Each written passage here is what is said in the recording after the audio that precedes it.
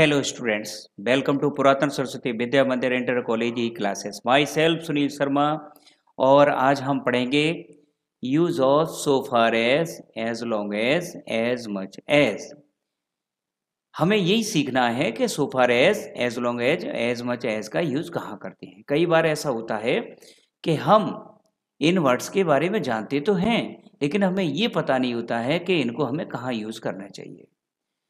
इनका हिंदी अर्थ क्या है। हिंदी में जब तक नहीं पता होगा तो उस वर्ड को हम सही जगह पर यूज़ नहीं कर सकते हैं।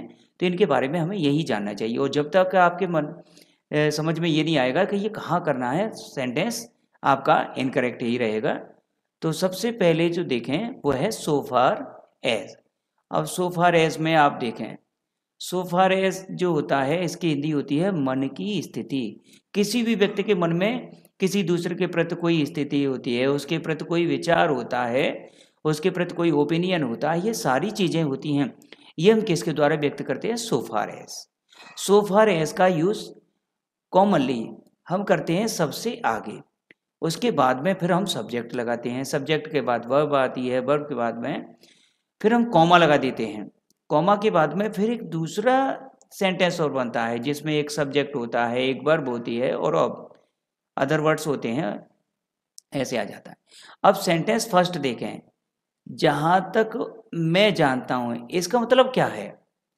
जहाँ तक मैं जानता हूँ इट मीन्स जहाँ तक जो मेरे मन में विचार है वो ये है, तुम सफल नहीं हो सकते, मीन्स कि आप सफल नहीं हो सकते। इसका मतलब ये है कि हम दूसरे को देख करके अपने मन में एक विचार बना लेते हैं, हमारे मन में उसके प्रति एक स्थिति हो जाती है, कंडीशन हो जाती है, एक सिचुएशन बन जाती है कि ये व्यक्ति सफल नहीं हो सकता है, ये व्यक्ति अब आगे नहीं बढ़ सकता है, या किसी के जो उसकी सक्सेस है उसे देख के हमारे मन में आया कि ये जरूर सफल होगा, ये कहीं कहीं स्टेबल होगा जाएगा। और जब उसके प्रति हमारे मन में कोई विचार बन जाता है तो वो सो फार ऐसे हम सो करते हैं। जहाँ तक मैं जानता हूँ तुम सफल नहीं हो सकते, इसका मतलब क्या है कि मेरे मन में पहले ही विचार है उस व्यक्ति के लिए वो सफल नहीं हो सकता। तो सो फार एज, अब इसके बाद पहला सेंटेंस था जहाँ तक मैं जानता हूँ। मैं जानता हूँ मीन्स आई नो, मैं जानता हूँ, आई know you can not succeed, कि आप सफल नहीं हो सकते हैं। जहाँ तक मुझे पता है कि आप सफल नहीं हो सकते, तो यू ये दूसरा वाला सब्जेक्ट था, वर्ब यहाँ पर सक्सीड है, उससे पहले ये नहीं हो सकते, इसलिए हमने कैन नॉट का यूज़ किया है। तो सेंटेंस बना so far as I know you can not succeed. Next sentence है जहाँ तक मुझे याद है, जहाँ तक मुझे याद है आपने ऐसा ही कहा था। ये क्या है? मेरे मन का विचार। कई बार ऐसा होता है कि हमारे सामने बैठा हुआ व्यक्ति हमसे कुछ कहता है और हम उससे कहते नहीं आपने ऐसा नहीं कहा था, आपने तो ये कहा था, और वो व्यक्ति कहता नहीं ऐसा नहीं कहा था, हम कहते नहीं आपने यही कहा था। और या कई बार ऐसा होता है कि कोई व्यक्ति अगर कुछ कर रहा है और हम उसे सलाह देने कहते हैं मेरे विचार में ऐसा होना चाहिए, मेरे मन में ये आ रहा है, और जहाँ तक मैं जानता हूँ ऐसा होना चाहिए, ये स्थिति आती है तो हम उसे सो फार एज से स्टार्ट करते हैं सेंटेंस को अपने को। तो इस सेंटेंस में देखें आप, जहाँ तक मुझे याद है आपने ऐसे ही कहा था, सो फार एज आई रिमेंबर। ध्यान रखें, याद करने की स्पेलिंग लर्न होती है और याद करने की स्पेलिंग रिमेंबर होती है, लेकिन हम यहाँ लर्न नहीं कर सकते हैं क्योंकि लर्न का जो वर्ड है इसका यूज करते हैं हम किसी भी अपनी एजुकेशन से जो भी रिलेटेड हमारा वर्क होता है उसके लिए हम लर्न करते हैं। और वैसे कोई बात होती है, कोई किसी हमारा रिलेटिव से है उसके बारे में याद करना, या किसी फ्रीडम फाइटर्स के बारे में, या पीछे का कुछ याद करना, तो हम रिमेंबर का यूज ज़्यादा करते हैं। तो so far as I remember you said so, आपने ऐसे ही कहा था, सो के लिए हम ऐसा ही, तो so far as I remember you said so. तो जब भी हमारे मन की कोई स्थिति होती है, हमारे मन का कोई विचार होता है, तो हम सो फार एज का यूज करते हैं। इसके बाद आता है एज लॉन्ग एज। ये एज लॉन्ग एज क्या है? एज लॉन्ग एज का यूज हम करते हैं जब हम समय की जानकारी लें, हम समय के बारे में जानना चाहते हैं, समय के बारे में बताना चाहते हैं, तो हम यूज करते हैं एज लॉन्ग एज का। इसका फॉर्मूला है एज लॉन्ग एज, इसके बाद सब्जेक्ट, फिर मेन वर्ब, इसके बाद में फिर से दूसरा सब्जेक्ट, फिर हेल्पिंग वर्ब नहीं हो तो मेन वर्ब आ जाएगी और अदर वर्ड्स आ जाते हैं। सेंटेंस है जब तक महेश मेरे साथ है मुझे कोई परेशानी नहीं हो सकती। जब तक मीन्स जितने समय तक महेश मेरे साथ है मुझे कोई परेशानी नहीं हो सकती। इसका सीधा सा अर्थ यह है कि अगर महेश मेरे साथ 4 साल तक रहेगा तो मुझे 4 साल तक प्रॉब्लम नहीं होगी, और महेश मेरे साथ 10 साल रहेगा तो मुझे 10 साल तक प्रॉब्लम नहीं होगी। कई बार ऐसा होता है कि हमारे साथ हमारे गार्जियन रहते हैं, हमारे माता पिता रहते हैं, और ऐसा होता है किसी घर में गार्जियन रहते हैं तब तक वो बहुत अच्छा चलता रहता है, तो कहते हैं कि जब तक इनके पिता थे तब तक तो सब कुछ अच्छा चलता रहा। जब तक मतलब है जितने टाइम तक फादर रहे बच्चों के साथ तो तब तक तो बहुत अच्छा चलता रहा। तो ये जब तक का मीन्स यहाँ ध्यान रखें, ये समय के लिए बारे में बता रहा है, तो समय के लिए बता रहा है इसलिए ध्यान रखें। इसको हम करते हैं जब तक के लिए एज लॉन्ग एज। तो as long as Mahesh is with me means present में सेंटेंस, इसलिए इज यूज किया है। Mahesh is with me, I can not have any difficulty, तो मेरे पास कोई परेशानी नहीं हो सकती, मुझे कोई परेशानी नहीं हो सकती, या I can't face any difficulty, मैं किसी समस्या का सामना नहीं कर सकता। क्यों? मुझे सामना करना ही नहीं है, महेश है वो सब कुछ देखेगा। तो जब भी हम सेंटेंस बनाते हैं तो इस बात का ध्यान रखते हैं कि यदि टाइम के बारे में है तो एज लॉन्ग एज का यूज करते हैं। नेक्स्ट सेंटेंस है जब तक भारतीय सेना कश्मीर में है तब तक कोई अंदर नहीं आ सकता। जब तक मीन्स जितने समय तक, जब तक वहां रहेगी भारतीय सेना तब तक कश्मीर में कोई एंट्री नहीं कर सकता है। तो सेंटेंस को बनाएंगे एज लॉन्ग एज से, एज लॉन्ग एज, और पहले सेंटेंस का जो हमारा सब्जेक्ट है वो है इंडियन आर्मी, तो as long as Indian army is in Kashmir, no one can infiltrate.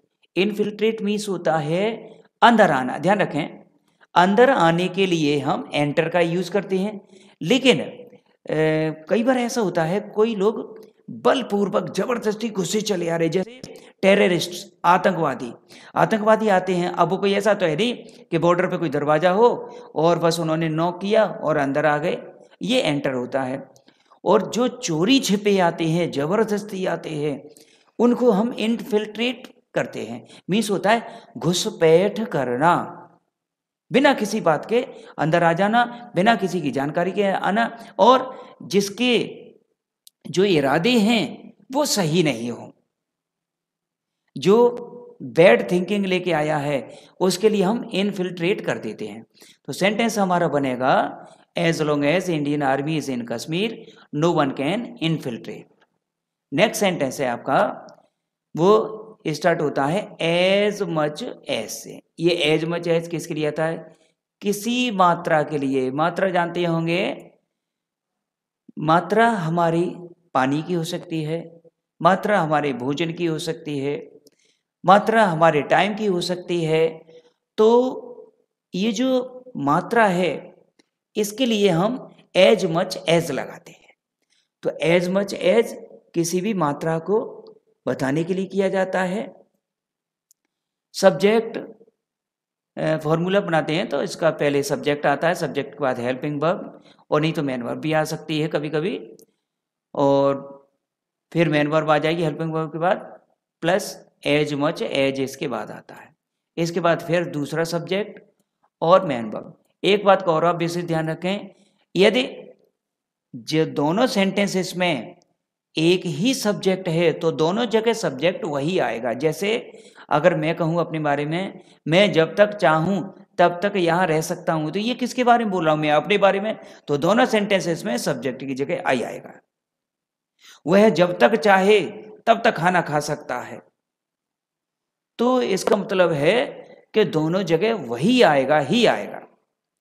और अगर ये है मैं ये कहूँ मैं जब तक चाहूँ तब तक तुम यहाँ रह सकते हो, तो इसका मतलब दोनों सेंटेंसेस में सब्जेक्ट अलग होंगे। फर्स्ट वाले में आई होगा, सेकंड वाले में यू हो जाएगा। सेंटेंस देखें आप, तुम जितनी देर चाहो यहाँ रुक सकते हो। यहाँ रुक सकते हो कौन? तुम। तो ये सेंटेंस तुम जितनी देर चाहो, जितनी देर का मतलब है यहाँ पर वो टाइम, उस टाइम की मात्रा। तो ये सेंटेंस स्टार्ट होगा यू कैन स्टे हियर, आप यहाँ ठहर सकते हैं, आप यहाँ रुक सकते हैं। एज मच एज, उतनी देर तक।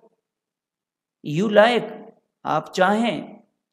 दोनों जगह अगर ये होता तुम जितनी देर चाहो यहाँ रुक सकते हो, या तुम जितनी देर चाहो उसे रोक सकते हो, तो फिर यहाँ पर हम उसे की जगह ही लगा देते। तो जब दोनों सेंटेंसेस में सब्जेक्ट एक होगा तो दोनों जगह सिंगुलर सब्जेक्ट आएगा, दोनों जगह सेम सब्जेक्ट आएगा, और जब दोनों जगह सब्जेक्ट अलग अलग होगा तो अलग अलग आएगा। नेक्स्ट सेंटेंस देखें, वह अब जितना चाहे पढ़ सकता है। तो इसमें वह अब जितना चाहे, जितना चाहे मीन्स जितने टाइम तक चाहे। वह अब जितना चाहे खा सकता है। मान लीजिए किसी के पास भरपूर मात्रा में अनाज है, भरपूर मात्रा में खाने की चीजें हैं, तो फिर कहते हैं कि भाई अब उसके पास बहुत कुछ है, या उसके पास धन है, अब जितना चाहे उतना खर्च कर सकता है। तो ये किसकी मात्रा है? धन की। अब वह जितना चाहे उतना खा सकता है, ये किसकी मात्रा है? ये है आपके भोजन की। तो जितना हो, जो मात्रा आती है हम उसी के बारे में लिखते हैं। तो जब भी ट्रांसलेट करते हैं इन चीज़ों का हम विशेष ध्यान रखते हैं। अब सेंटेंस है वह अब जितना चाहे पढ़ सकता है, तो ही कैन रीड या स्टडी। तो स्टडी माने भी अध्ययन करना होता है, रीड माने भी पढ़ना होता है। तो ही कैन रीड या he can study as much, जितना चाहे, ही लाइक, वह पसंद करे। एज मच एज, जितना अधिक चाहे, ही लाइक, उसे पसंद हो। तो ही कैन रीड या he can study as much as he like, वह उतना पढ़ सकता है जितना वह चाहे। तो जब भी ऐसा होता है, अब मान लीजिए सेंटेंस होता वह अब जितना चाहे खा सकता है, तो he can eat as much as he like. तो जब भी सेंटेंस हम करते हैं इस चीज का ध्यान रखते हैं कि हमारा जो सेंटेंस है वो गलत ना हो बिल्कुल भी। अब मान लीजिए जैसे सो फार एज है तो मन की स्थिति, मन के विचार के लिए आएगा। एज लॉन्ग एज है, ये समय की जानकारी के लिए आएगा, समय के बारे में बताएगा। और एज मच एज है तो ये हमें मात्रा के बारे में बताएगा। वो मात्रा किसी की भी हो सकती है, टाइम की भी हो सकती है, धन की हो सकती है, भोजन की हो सकती है, अन्य किसी भी चीज़ की हो सकती है। तो सेंटेंस ऐसे करते समय आप इनका जो यूज़ है वो बिल्कुल सही करें और अपना सेंटेंस इनकरेक्ट ना होने दें, क्योंकि सेंटेंस यदि इनकरेक्ट हो जाएगा तो फिर जो हमारे मार्क्स हैं वो कट जाएंगे। इसलिए आप अच्छी तरह से इनको पढ़ें। बोर्ड एग्जाम्स में ये सेंटेंसेस हमारी स्टोरी में आते हैं और इनके बारे में हमें अगर पता नहीं हो तो हम कर नहीं पाते हैं। तो इनको अच्छी तरह से करें और अपना ध्यान रखें। Thank you.